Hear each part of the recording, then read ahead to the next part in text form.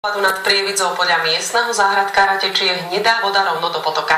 Všetko sa má podľa jeho slov diať v noci. Prievidskí policajti sa po zotmení vybrali na miesto a z potoka odobrali vzorky.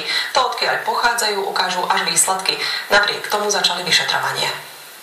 Prievidskú skládku odpadov pred niekoľkými dňami prečesávali policajti, hľadali zdroj znečistenia miestneho potoka. Podľa našich informácií ich zalarmovali tunajší záhradkári. Korytom potoka mala tiecť hnedá spenená voda, vyhynuli v ňom aj ryby. De facto od sútoku potoka Moštenica z Handlovkou až po sútok z riekou Nitrov je rieka mŕtva. Kalná voda mala údajne vytekať z tunajšej skládky. Policajti ju navštívili v noci a odobrali viacero vzoriek. Policajti z Prievidze začali trestné stíhanie vojúce príčinu ohrozenia a poškodenia životného prostredia. Konateľ spoločnosti znečistenie potoka vodou z ich skládky odmieta. V žiadnom prípade nie, pretože ako prevádzkovateľia skládky máme stanovené presné predpisy, čo môžeme a čo nemôžeme robiť. Mali odvádzať túto vodu do čističky odpadových vod. Podľa prevádzkovateľa skládky to aj robia. To, z čoho bol potok znečistený, ukážu až výsledky testov. Páchateľovi hrozí trest odňatia slobody až na 3 roky. Škody sú nevyčísliteľné. Pre televíziu Joj Pavol Čertík.